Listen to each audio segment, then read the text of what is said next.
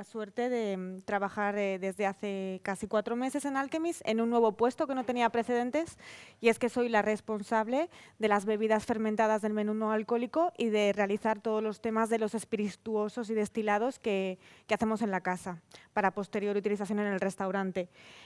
Para mí es increíble trabajar de lunes a viernes de 9 a 5 contando con una maquinaria así. Para mí siempre ha sido impensable en trabajos de gastronomía y desde la sala pensar en un puesto así.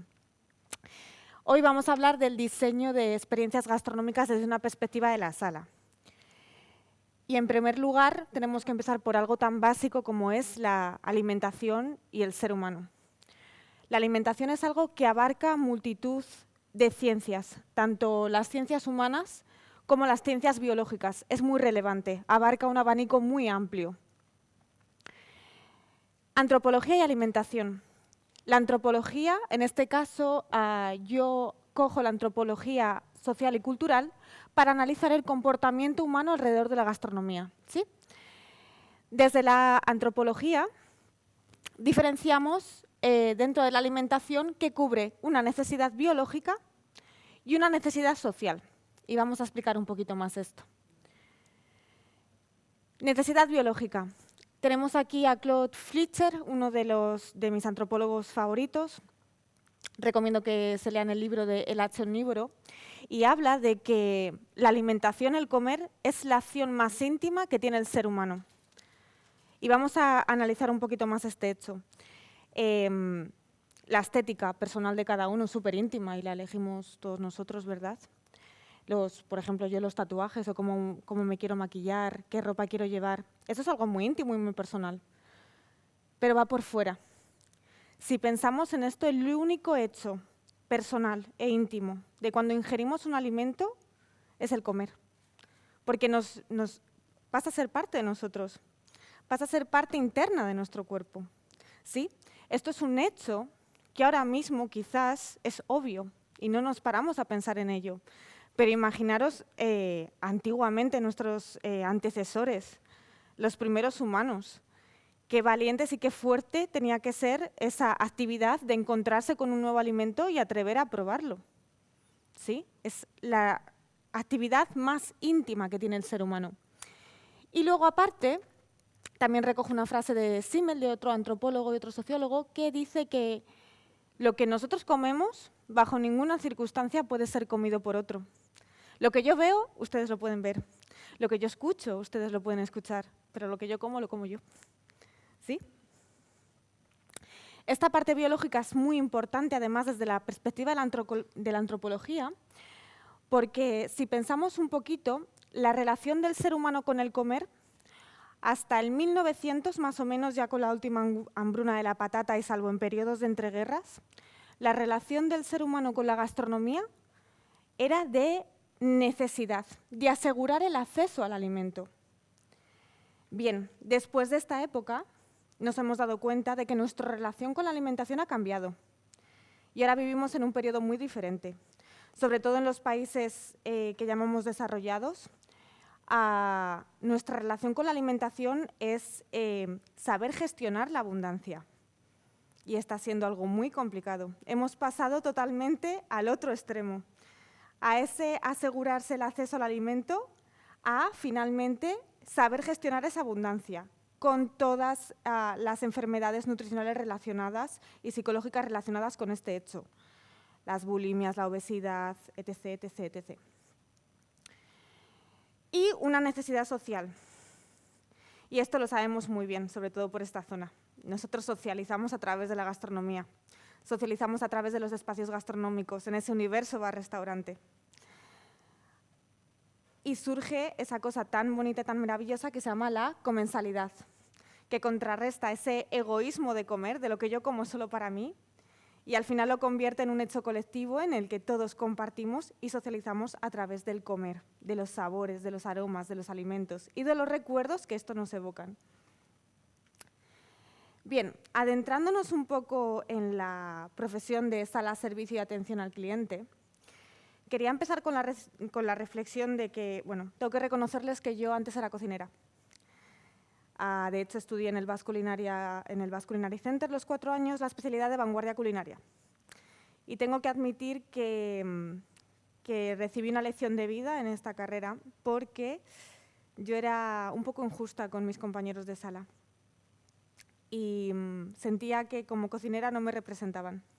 Sentía que a lo mejor estaba realizando una elaboración durante una serie de horas, poniendo mucho esfuerzo y en ocasiones había compañeros de sala que no explicaban mi plato y yo necesitaba que representaran mi trabajo. Porque estaremos de acuerdo que yo como cocinera puedo hacer el plato más exquisito del mundo, que si la persona que lo presenta no habla de ello, la percepción del cliente no va a ser la misma, ¿verdad? Bien, entonces aquí me gustaría incidir mucho en que muchas veces ni siquiera, yo ahora que decidí pasarme al otro lado, ni siquiera los propios profesionales de sala, servicio y atención al cliente somos conscientes de la importancia y del impacto que tenemos en todas las secuencias en las que incide el cliente. Y me gusta mucho compartir esta frase. Somos gestores de los espacios gastronómicos, anfitriones de la comensalidad y representantes de los profesionales que crean y participan en las experiencias culinarias como parte final en el servicio. Gestionamos el espacio, esos momentos de contracción, cuando el espacio bar-restaurante se tiene que contraer porque hay mucha gente dentro. Y esos momentos en los que los restaurantes no están tan llenos y tenemos que calibrar y seguimos calibrando el espacio. Y cuando nos hacen una reserva de 4, pero al final aparecen 6. Y como estamos trabajando continuamente ese tú me importas, ese quiero que estés bien, quiero que te sientas como en casa, estamos continuamente calibrando el espacio para intentar que todo el mundo esté a gusto y cumplir las expectativas de nuestros clientes. Entonces, en primer lugar, el espacio. Segundo, estamos gestionando la comensalidad. Estamos gestionando que la mesa 9 no esté interrumpida por la mesa 4 y que todos estén en un ambiente armónico, donde todo el mundo pueda participar. Y créanme que yo siempre digo que los profesionales de sala a veces hacemos magia, porque muchas veces sabemos con pequeños detalles crear un entorno y un ambiente en el que todo el mundo se sienta como en casa y disfrute de la experiencia gastronómica. Y por último, y no menos importante, el factor de la representación. Yo, como parte de sala, cuando estoy sirviendo un plato, una elaboración, cuando estoy sirviendo un vino, un destilado, un cóctel, estoy representando a todos los participantes de esa experiencia gastronómica. Estoy representando al productor, estoy representando al recolector, estoy representando al bodeguero, estoy representando a mi compañero de cocina, estoy representando a mi compañera de reservas, estoy representando a mis compañeros de gestión de residuos y al personal de limpieza. Yo soy la garantía de finalización y de comunicación del trabajo de todas esas personas al cliente. Soy esa última parte que va a hacer que el cliente perciba qué ha pasado cuando le estoy presentando un plato. Y lamentable muchas veces estas cosas por obvias pasan desapercibidas y se nos olvida esa gran importancia. Y se nos olvida que tenemos que estar formados en un abanico amplio de disciplinas. Y luego, por supuesto, aplicar nuestra magia. Porque si algo tiene las salas, que tenemos que saber discernir y diferenciar quién quiere saber mucho de una elaboración y nosotros estar preparados para explicar ingredientes, técnicas, qué texturizante, qué carragenato, qué se ha usado, pero también estar preparados para saber diferenciar quién quiere cenar y que le dejen en paz, porque no tenemos que leccionar a nadie. ¿Sí? Bien, una vez hecha esta reflexión de la sala, dentro de las experiencias de cliente nos encontramos muchas herramientas. Sobre todo la herramienta más asentada que viene del concepto del Design Thinking, que bueno, el Design Thinking ya sabemos que surge en 1969, pero en 2008 Steve Brown y todo el tema también de IDEO, de una empresa de diseño muy conocida, diseñan el Design Thinking y del Design Thinking surge el mapa de experiencia del cliente, el Customer Journey Map. Bien, al final esta herramienta del Manual Thinking lo que hace es permitirnos analizar para el posterior diseño de las diferentes secuencias y etapas que va a vivir un cliente en un servicio, en una decisión de compra, en un producto, ¿sí? Bien, Dentro de estas partes, como hemos visto, tenemos clientes, tenemos que diferenciar la secuencia, tenemos que diferenciar la emoción, los puntos de contacto y la interacción. La interacción tanto externa como interna dentro de la empresa. Dentro de los puntos de contacto diferenciamos una emoción positiva o negativa y en este caso, en la aplicabilidad para los espacios gastronómicos, se difiere en el momento de la entrada, en la atención del camarero, en la carta de menú, en la recogida de comanda, etc., etc., etc., hasta llegar al momento final, el pago. ¿Sí? Evidentemente, cada restaurante tiene sus particularidades y diferentes secuencias, ya sea más casual, más fine dining. Y dentro de las interacciones, vamos a diferenciar qué interacciones externas, es decir, empleado-cliente, o qué interacciones internas, es decir, dentro de la empresa, se ejecutan en cada secuencia que pautamos en nuestro restaurante. Entonces, para ponerles un ejemplo, si estoy hablando de la entrada, el primer punto de contacto, que normalmente se hace, ahora veremos por qué, en la entrada, normalmente es una experiencia positiva porque cuando entramos a un establecimiento es porque nos atrae, nos parece llamativo y agradable y por eso entramos. Entonces, generalmente es una experiencia positiva. Y dentro de las interacciones tendríamos una interacción interna. ¿Cuál sería esa interacción interna? Todo el diseño y preparatoria de limpieza del local, de ubicación, si vamos a tener host para dar la bienvenida, si no, todo el tema de mercadotecnia, de carteles, de cómo se puede ver el menú o no nada más entrar, todas esas acciones. Ese sería un ejemplo. ¿Pero qué pasa? Que en 2011 llega Google con un ebook que publica en el 2011 y dice, señores, están con el tema de los momentos de la verdad, el primer momento de la verdad, el segundo momento de la verdad, el tercer momento de la verdad con esos puntos de contacto. Dicen, se están olvidando de algo muy importante. 2/3 de la población duerme con el teléfono móvil. El 53% de los consumidores admite que hace una búsqueda a priori antes de elegir un restaurante o de hacer una decisión de compra, me da igual, por ejemplo, en IKEA, para los muebles, al final de un servicio o de un producto. ¿Qué pasa en este sentido? Esto, la verdad que es algo muy disruptivo porque esta herramienta que he presentado anteriormente siempre empezaba en el momento de la entrada al local. Y aquí cambia y empieza a dar énfasis a esa reputación online y a esos primeros contactos e interacciones con el cliente sin ni siquiera estar el cliente in situ en el espacio gastronómico, en el restaurante.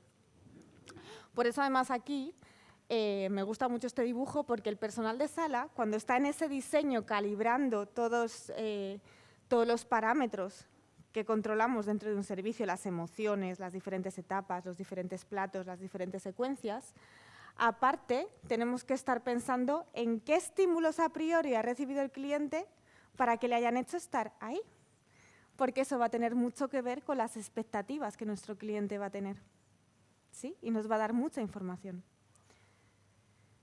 Bien, entonces, teniendo en cuenta todos esos aspectos, el mapa de experiencia del cliente podremos diseñarlo con la emoción, positiva o negativa, con la interacción externa o interna, pero partiendo por todas las secuencias desde el primer punto de contacto. Y habrá restaurantes que no les interese tener página web o redes sociales y no les interese crear ese primer estímulo, pero a lo mejor el primer estímulo es un restaurante que está dentro de un edificio y el primer estímulo es el ascensor. Cómo está, si está limpio, cómo es la música, cómo es la iluminación. Entonces tenemos que caer en esos detalles que por obvios pasan desapercibidos, pero son cruciales y capitales para la experiencia del cliente. ¿Sí? Bien, ahora vamos a adentrarnos un poquito en esa magia que hablábamos del personal de sala, servicio y atención al cliente, con lo que denomino la antropología en los espacios de restauración, la antropología del espacio. ¿Me pueden decir algo que les llame la atención en esta imagen o algo que les evoque? No sé si lo pueden ver bien. ¿Sí? Bueno, al final, este es un camarero, aquí está una señora con el perro. ¿A ustedes como personal de sala se les ocurre algo que pudiese crear un vínculo memorable para esa señora que está pidiendo o algo que mejore la satisfacción de esa señora? Eso es. El perro, que no es nuestro cliente, que es un usuario del bar. Yo muchas mañanas que, bueno, como llevo flequillo, me gusta mucho llevar el flequillo bien y siempre soy usuaria de un bar que no entro a consumir, pero utilizo su ventana para mirar si llevo el flequillo bien. No soy clienta, pero soy usuaria de ese bar. El perro no es cliente, pero es usuario de este bar. Y en este sentido, muchas veces cuando tenemos esa sensibilidad de ir al detalle, de ese tú me importas, nos damos cuenta de que el perro, por supuesto, es importante para nuestra clienta y vamos a tener un detalle con el perro. Y vamos a crear un momento guau o un momento memorable que se va a quedar en la memoria de nuestro cliente. Y le va a hacer un enlace, un engagement, que va a hacer que sea mucho más fuerte y que su satisfacción sea mucho más alta, teniendo el detalle con el perro. Entonces, normalmente dentro de la sala, diseñamos prestaciones que infieran directamente en la satisfacción del cliente, normalmente con una sensación de confort. Puede ser una sensación de confort por la temperatura, por un lenguaje agradable y más casual, más cercano. Para diseñar esto, ¿qué hacemos? Primero, ¿qué sensación quiero estimular? ¿Quiero crear una sensación positiva? ¿Una sensación de relax? Nosotros en Alchemist, en el restaurante, muchas veces trabajamos dentro del diseño del servicio. Queremos diseñar una sensación de expectación, un poco, no de miedo, pero de expectación, de no saber qué va a venir, ¿sí? Primero elegir la sensación que quiero estimular y luego elegir qué prestaciones voy a utilizar para provocar esa sensación en nuestros clientes. Dentro de la antropología del espacio vamos a diferenciar 3 parámetros: tangibles, intangibles y herramientas técnicas. Dentro de los elementos tangibles, algo muy facilito, los elementos tangibles son aquellos que podemos ver, que podemos tocar y que podemos percibir, que son perceptibles. Hay muchos, pero genéricamente dentro del universo bar-restaurante tenemos los muebles inmuebles, la oferta gastronómica, menaje, cristalería y vajilla, la maquinaria de equipamiento, la mercadotecnia, todo el tema de carteles anunciando los menús, los platos del día, empleados, clientes o usuarios bar, la localización y la decoración. Dentro de los intangibles, los definimos como aquellos elementos que físicamente no los podemos detectar, pero que el ser humano puede percibir y que son directamente capitales y afectan en nuestra satisfacción. El manejo de los intangibles es crucial para provocar la satisfacción en nuestros clientes y ejecutar un servicio donde luchemos por llegar por esas expectaciones. No son detectables de forma física, pero su resultado es crucial y es detectable por el cliente. Y quiero ponerles un ejemplo de esto. Uno de los primeros ejercicios que hice con un antropólogo en Barcelona para darme cuenta y seguir analizando el tema de los intangibles en el espacio gastronómico fue en uno de los restaurantes que tiene este antropólogo, Sergio Gil, en Barcelona, la Peninsular en este caso. Y bueno, estábamos detectando que había una pareja dentro de este cuaderno de campo que se hace en antropología. Habíamos detectado que había una mesa que parecía como la primera cita de una pareja.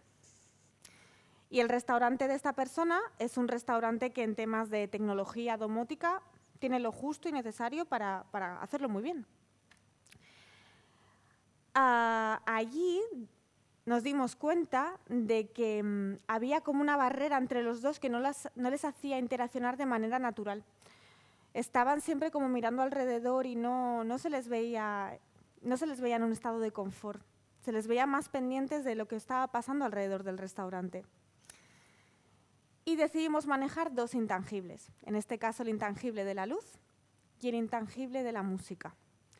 Cambiamos la música en una música más tenue y más baja, y la luz, bajamos un poquito, se llama la temperatura de la luz, más anaranjada, y pusimos una vela. La experiencia cambió totalmente. De hecho, ahora, 4 años después de este estudio que hicimos, bueno, esa pareja sigue y la canción que pusimos pues es un momento memorable para ellos. Y todo eso lo hemos controlado con un intangible, con algo tan sencillo como la música y la luz. Intangibles: luz, música, ruido, temperatura, humedad, ventilación, espacio, olor. ¿Cuántas veces hemos estado en un restaurante que hemos comido magnífico, que el servicio ha sido ejemplar, pero que ha habido mala ventilación, hemos hecho mala digestión y nuestra sensación no ha sido satisfactoria? Y no ha tenido nada que ver con el comportamiento de los profesionales que están en ese restaurante. Ha venido de un intangible. Y sobre todo saber diferenciar si es algo positivo o negativo. Por ejemplo, en el caso del olor, evidentemente, si estoy dentro de un restaurante y pasa el camión de la basura por fuera, va a ser un intangible que va a provocar una sensación negativa a nuestros clientes. Pero si yo entro a un bar que huele a la tortilla de patata que hacía mi madre, que bueno, ahora que yo vivo en Dinamarca, el otro día me pasó algo parecido y casi me eché a llorar, fue un recuerdo que a mí me hizo sentir como en casa y me hizo decidir quedarme en ese restaurante solo por el intangible del olor. ¿Sí? Y por último, las herramientas técnicas. Las herramientas técnicas al final son estos elementos asociados a la domótica y a la tecnología que nos permiten, a través de elementos tangibles, controlar los elementos intangibles. ¿Sí? Entonces esto al final conforma una cadena engranada en la que por medio de herramientas técnicas, pongo el ejemplo, por ejemplo, de la luz, por medio de domóticamente de un aparato que nos permita regular la luz, de un aparato tangible, con esa tecnología domótica que regula la intensidad de la luz, nos permite controlar el intangible de la luz. ¿Sí?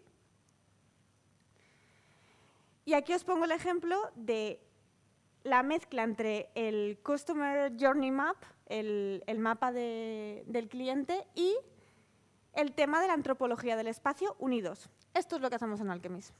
Esto es Trello y este es un ejemplo de las pantallas con las que trabajamos en sala con toda la secuencia del cliente de cada mesa.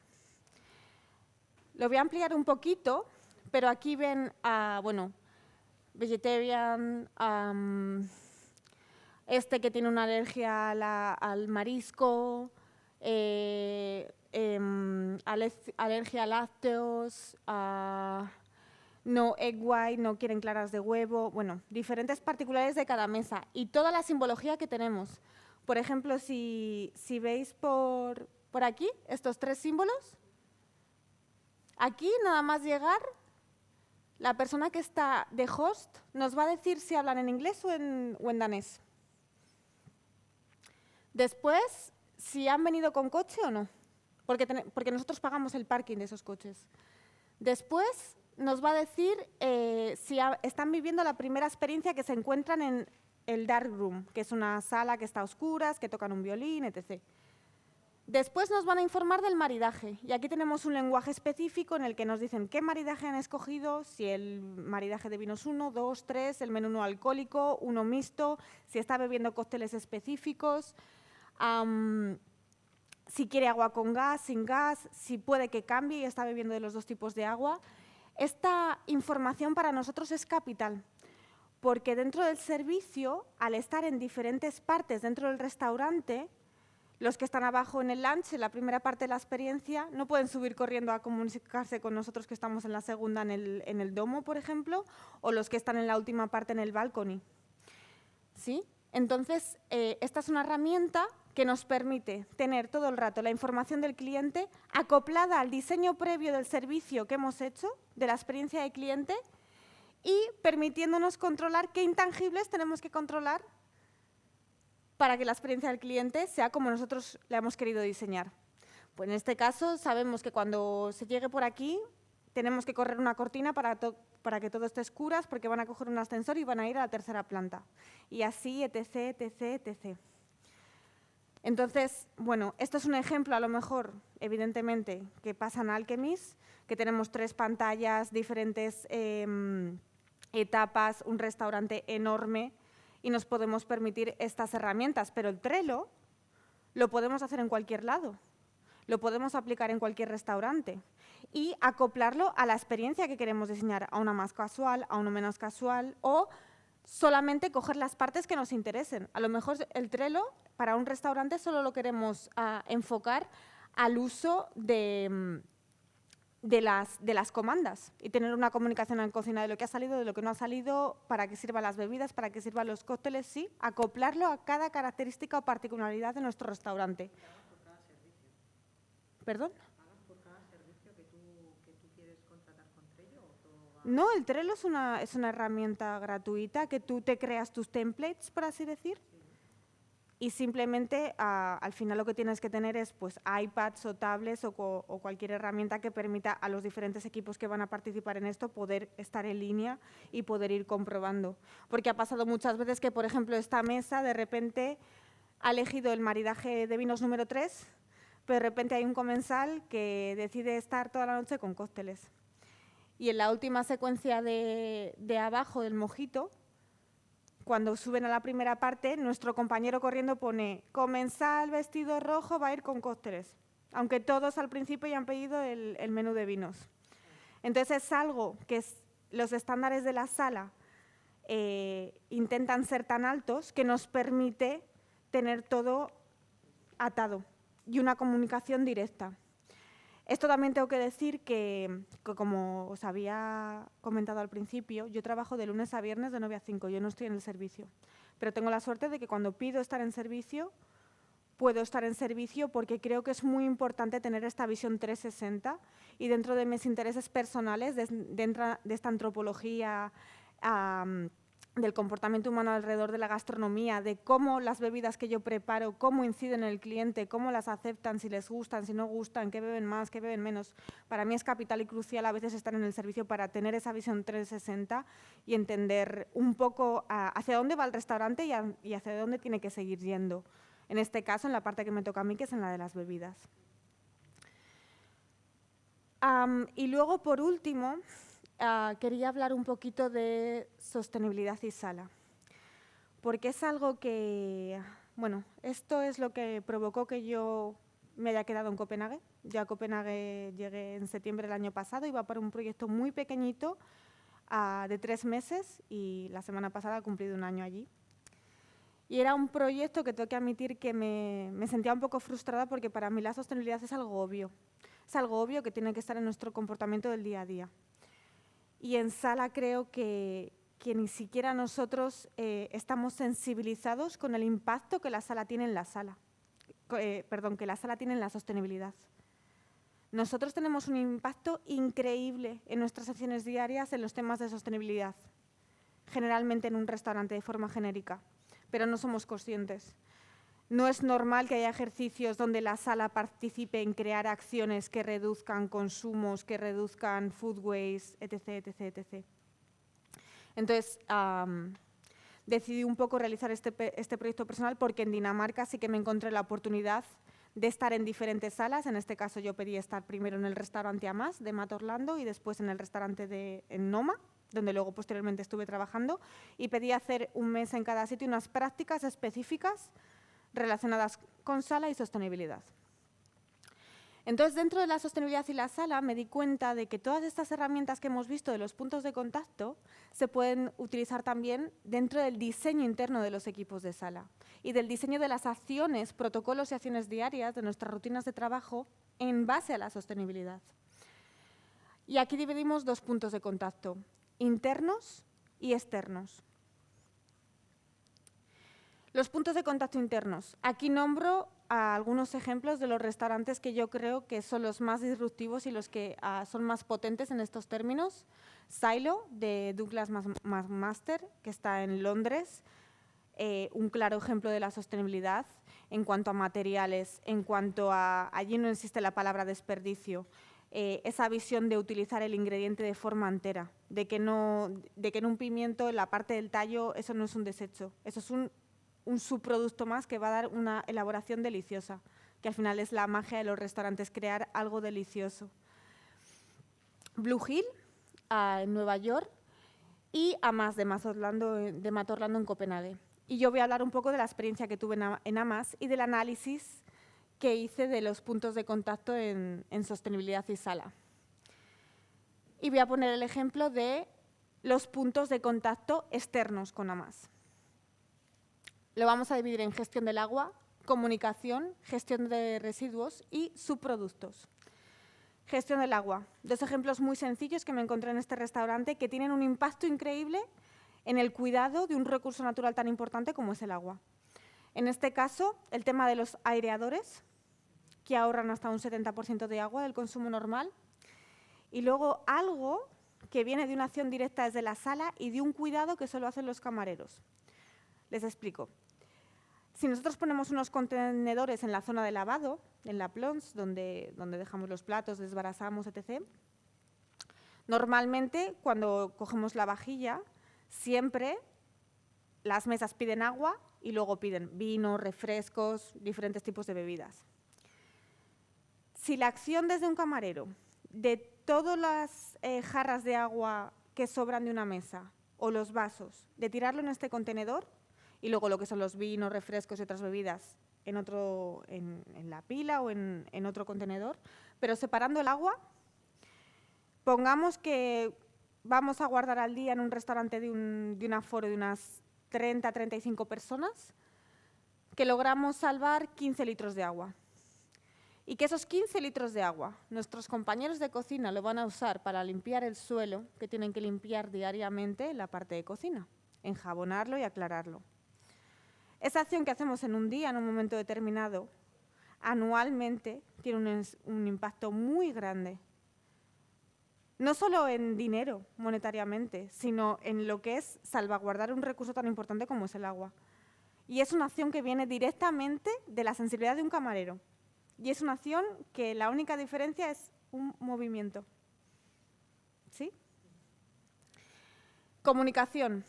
Muchas veces, desde la sala, al comunicar los temas de la sostenibilidad, fuera parte de algo que ya está muy asentado como tema de producto local, de temporada, etc., muchas veces conceptos que se crean en los restaurantes no sabemos cómo comunicarlos a los clientes, por tecnicismos, por complicados, porque no sabemos definirlos de forma simple para que el cliente lo entienda y llegue de forma eficaz. En Amas utilizaban un concepto que se llamaba sidecar. Todos sabemos lo que es un sidecar, ¿verdad? Este coche que viene asociado a una moto. Ellos creaban el concepto de plato sidecar hablando de que en un producto principal, la guarnición de ese plato, en un plato sidecar, vamos a poner, por ejemplo, una manzana, en el postre de una manzana asada, o el plato sidecar de una manzana asada, va a ser la manzana asada, un azúcar hecho con los corazones asados de la manzana y un crumble hecho con las pieles fermentadas lácticamente, deshidratadas y mezcladas en el crumble. Entonces, es ese concepto de producto único que ellos, mediante las redes sociales, van comunicando, pero que dentro de la sala el camarero lo comunica como este es un producto sidecar. Y no le está contando que en uno hacen una fermentación láctica, no. Simplemente un plato sidecar es el concepto de utilizar un ingrediente en todo su esplendor, sin desechar nada, sin que exista la palabra desperdicio y al final usando todo el conocimiento culinario de diferentes técnicas de vanguardia culinaria para hacer algo delicioso. Dentro de la gestión de residuos, nada más todo el tema de orgánico compost para el huerto que tienen en la parte de fuera. Todo el tema de botellas de cristal, trabajan con un artesano y hacen todos los contenedores de la cutlery, de la cubertería. Y el tema de subproductos. El tema de subproductos, Kim, el jefe de +D, la verdad que para mí es una de las personas que más me ha inspirado. Destilados con los corazones de manzana. Cómo saber sacar el cianuro que contienen las semillas de manzana para tener ese sabor almendrado, pero evidentemente no intoxicar a nadie. Todo el tema de cómo aplicar el food science y la ciencia de la cocina hacia el concepto de que no exista la palabra desperdicio dentro del restaurante. pero hasta el punto, la última vez que he estado con ellos, hace 2 semanas, Kim me explicaba que había encontrado una forma de usar unos limones 3 veces y de sacar partido a limones 3 veces. Primero los exprimían, luego con las cáscaras las hervían y las dejaban azúcar al vacío y hacía como al hervirlas quitaba el amargor de la parte blanca del albedo y las metía con azúcar y hacía un sirope, porque al final todos los aceites esenciales se quedan en la cáscara. Pero luego, aparte de eso, lo que hacía era toda la parte del albedo, mediante una serie de técnicas, creaba una pectina que le permitía usar eso para hacer diferentes mermeladas. O sea, yo le decía, el concepto de food cost lo está reventando. Porque de un limón está sacando beneficio 3 veces. ¿Sí? Y luego puntos de contacto internos. En este caso también pongo 3 ejemplos. Noma, de René Redzepi, el Celler de Can Roca, Alchemist, en el que, por supuesto, también hay puntos de comunicación externa o puntos de contacto externos entre sala y sostenibilidad, pero creo que son notables en la parte interna. En este caso voy a hablar de Noma, de cuando estuve allí. Sobre todo lo que me llamaba la atención de Noma era que creo que ellos provocaron un cambio muy grande, que fue que el cocinero empezase a salir a la sala. Y mucha gente puede pensar que eso a lo mejor para la profesión de camareros no era bueno, pero creo que ha ayudado mucho a tener esa sensibilidad y esa comunicación interdepartamental entre sala y cocina, que hay que fortalecer. Y evidentemente fue un cambio, ellos provocaron este cambio y fue algo que es tendencia y que fue para quedarse. Y dentro de los puntos internos, diferencia empoderamiento interno, en Noma es increíble la formación interna y todo lo que destinan a fortalecer comunicación interdepartamental entre diferentes departamentos, sala, cocina, las que están en gestión de reservas, las que están en el tema de administración. De hecho, por ejemplo, en la sala principalmente, cada mes hay un encargado de realizar una formación. Y cuando a ti te encargan algo para realizar una formación, 1, te vas a sentir valorado por el equipo. 2, tú eres propio participante de la formación interna de tus compañeros. Y 3, el equipo se va a retroalimentar de las diferentes visiones y de las diferentes fortalezas de cada miembro del equipo. ¿Sí? Manuales y protocolos de servicio. Muchas veces nos da rechazo analizar, diseñar, escribir, pero el tema de la intranet, de la web interna que tienen dentro de Noma y el tema de todos los manuales y protocolos de servicio ponen muchísimo esfuerzo.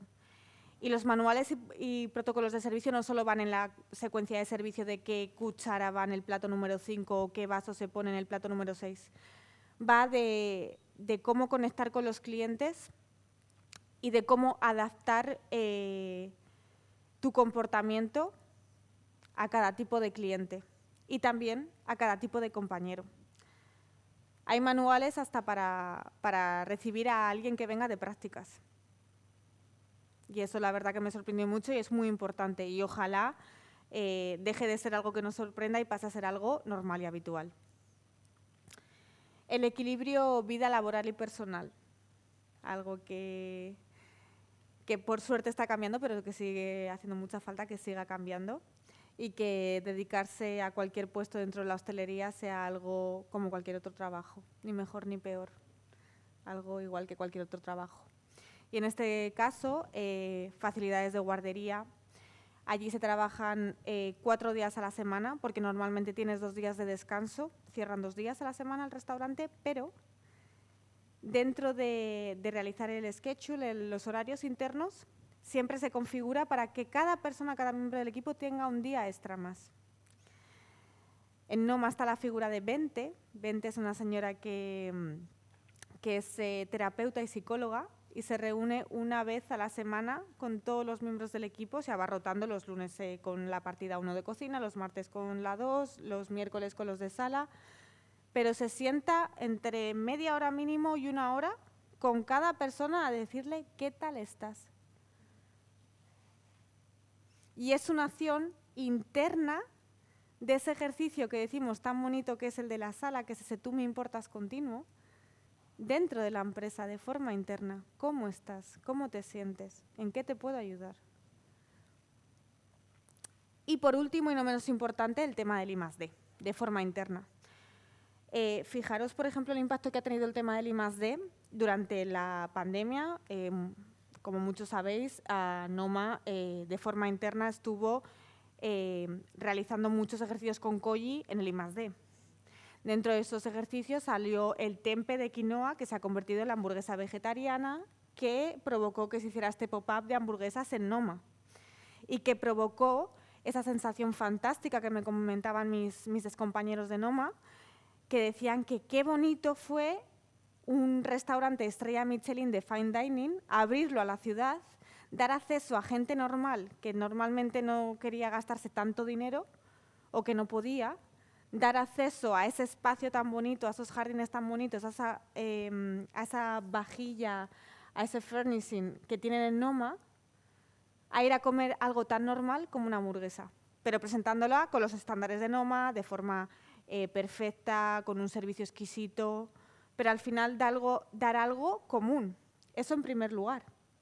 Y en segundo lugar, con el tema del I+D, ese concepto que hablan ellos de make something unfamiliar familiar. Hacer algo que no es habitual, un tempe de quinoa en una hamburguesa vegetariana o vegana, presentarlo de una forma familiar. Te estoy dando una hamburguesa, todo el mundo va a saber y no va a tener rechazo a priori de lo que es una hamburguesa. Entonces, algo que normalmente no lo percibimos como normal, nos lo presentan de forma muy común y muy normal. Y eso crea un vínculo, desde luego. Fijaos lo importante que es esto, que si no hubiese sido por el COVID y si no hubiese sido por esta acción del I+D, Noma no hubiese hecho su nuevo restaurante, el Popel de hamburguesas, que ha sido algo que ahora mismo es uno de los motores de la empresa Noma Copenhague. O sea, de hecho, yo justo hice estas prácticas con ellos, me quedé trabajando con ellos y en cuanto sucedió la pandemia, que fue una semana después de estar trabajando con ellos, todo el equipo de forma interna I+D para el nuevo restaurante Popel de hamburguesas, que en principio iba a ser un restaurante normal, pero que evidentemente por la pandemia todos enfocados al tema de takeaway. Y yo en mi parte, por ejemplo, enfocada al tema de usar bebidas fermentadas para poder hacer cócteles takeaway con toda la vida útil, food safety, higiene alimentaria, etc, etc, etc. Todos enfocados y motivados internamente desde la empresa para poder crear este restaurante. Y a mí me parece increíble. O sea, Popel no existiría y el tema de las hamburguesas de Noma y toda esta tendencia europea que ha creado con las hamburguesas no existiría si no fuese por el COVID. Pero ha sido por este comportamiento de sostenibilidad interna, del cuidado interno de los empleados en los diferentes puntos de contacto que estamos hablando. Y por último, y no menos importante, hace un año me encontré con este artículo científico que hablaba de la sostenibilidad de las recetas de un restaurante. Porque ahora mismo, como comentaba mi compañero Diego, todo es sostenible, todo el mundo hacemos sostenibilidad y por salvar la cáscara de un limón ya hacemos sostenibilidad. Y muchas veces tenemos que parar y analizar la calidad de nuestra sostenibilidad. ¿Esto merece la pena? ¿Merece la pena salvar las cáscaras de los limones para deshidratarlos y hacer una infusión? Porque a lo mejor con el horno en la deshidratación estoy gastando más energía, más esfuerzo y más tiempo que… ¿Sí? Analizar el impacto que tiene una acción, si al final va a ser sostenible o no. Analizar ese concepto de la calidad de la sostenibilidad. Entonces, en este caso, mediante un método matemático como es el análisis envolvente de datos, Data Envelopment Analysis, este artículo científico habla de cómo analizar la sostenibilidad de nuestros platos en un restaurante y al final por una ecuación matemática te permite saber que tu plato de lentejas es más sostenible que tu plato de ensalada o que tu plato de lo que sea. Y en este caso, para medir la calidad de nuestras actividades diarias dentro de la sala, podemos usar esta misma herramienta y es muy sencillo. Al final simplemente se basa en qué inputs ¿Qué cosas internas queremos minimizar? Oye, pues queremos minimizar el uso de carne, queremos minimizar el uso de ingredientes externos, queremos minimizar lo que elijamos en nuestro restaurante. ¿Y qué outputs queremos hacer más grandes, maximizar? En este caso, más plant-based menus, quiero incentivar que la sala se comunique más con el cliente, que tenga más interacciones en cada comanda, quiero fundamentar que la sala venda más bebidas hechas en casa y no tanto refresco preparado, ¿sí? Entonces, encontramos en una herramienta matemática, en una herramienta tangible y cuantitativa que nos da datos que podemos medir, una manera de poder analizar la sostenibilidad de nuestras acciones de sala y poder discernir que a lo mejor es mucho más eficaz hacer el simple movimiento de separar el agua sobrante de las mesas y qué impacto tiene eso en el cuidado del recurso del agua y cuánto dinero ahorramos al año, que a lo mejor estar haciendo una deshidratación en un horno durante toda la noche a 40 grados, bajando energía para salvar peladuras de manzana. Porque a lo mejor esa acción que creemos que es sostenible se convierte en insostenible, por otro lado. Entonces, no solo es la sostenibilidad, sino desde la sala analizar la calidad de la sostenibilidad. Y por último, me gustaría hacer la reflexión de que, por supuesto, en Alchemist tenemos muchísima inversión. La verdad que contamos con una maquinaria y un espacio increíble, pero que para realizar todos estos ejercicios y todas estas herramientas solo se necesitan ganas, un boli y un papel. Muchas gracias.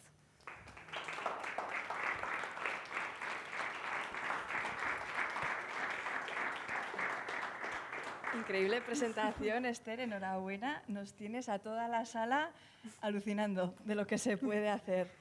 Realmente súper inspirador tu mensaje. Gracias por acercarnos todo este diseño de experiencias a Navarra. Tenemos ahí puntos de mejora a veces y vamos a recoger el guante, vamos, disparados.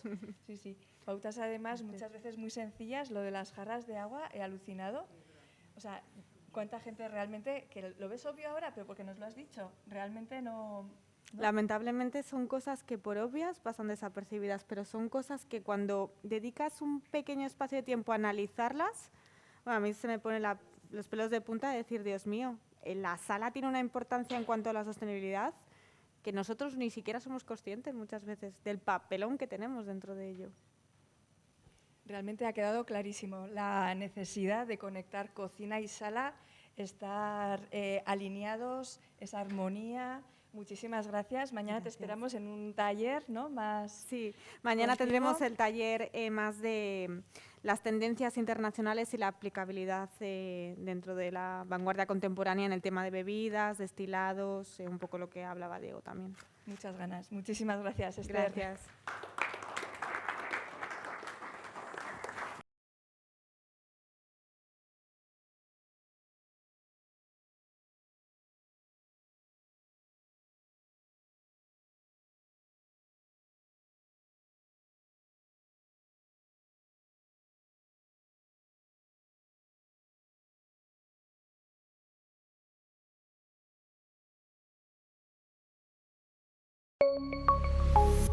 Gobierno de Navarra. Nafarroako gobernua.